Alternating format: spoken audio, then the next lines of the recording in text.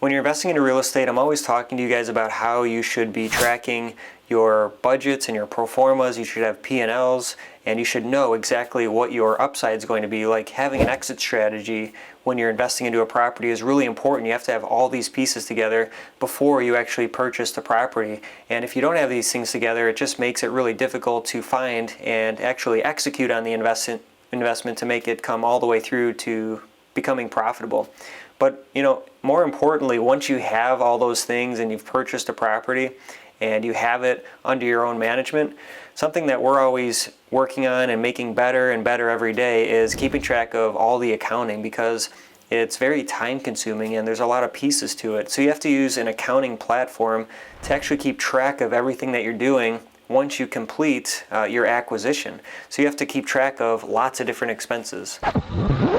So this is what you have to keep track of. You've got your income category, which is going to be your rental income. That's going to be important to track. You want to keep track of all your residents who are paying you rent and make sure that they're paying on time. You're also going to have late fees if somebody pays late.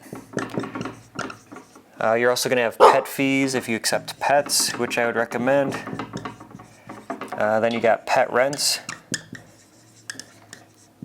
There's also other expenses as you advance more. There's things such as like forfeited deposits and damages that occur at the property that you may deduct from security deposits, and those are all going to be your line items for income. You might even have like laundry income, or you might have valet trash. There might be other cool amenities that you offer that you charge for that you would also put into your income category.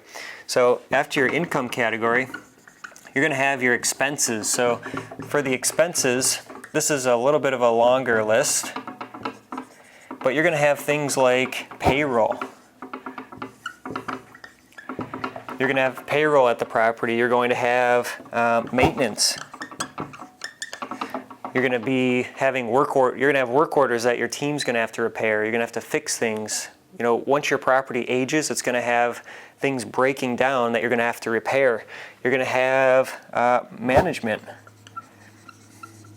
You're going to have somebody manage your property, and that's going to cost money, whether you're going to manage it in-house or bring in a third-party manager.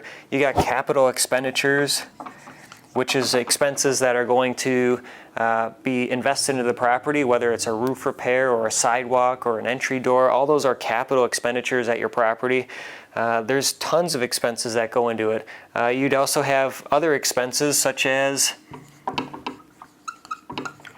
and these go under your net operating income, and these would be like unit renovations.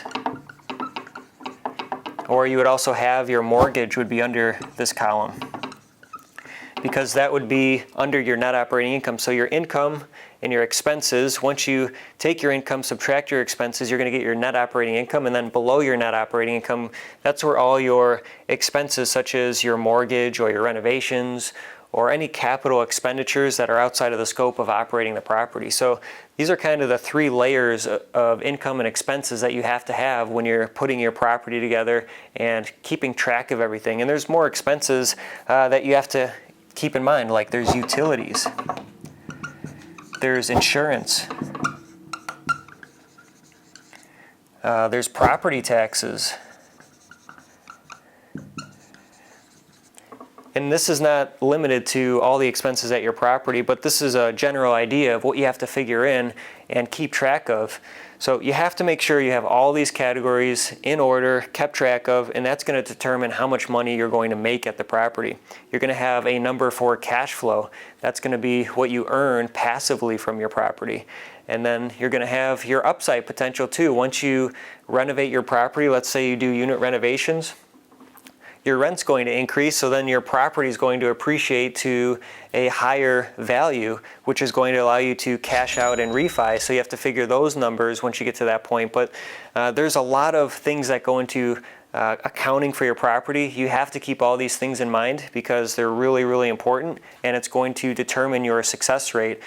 The biggest thing for being successful investing into real estate is knowing your numbers. You have to know how much you're operating your property for, what's everything costing, and how well it's working, so you can analyze it, and then you can adapt. You can change things. You can make things more efficient.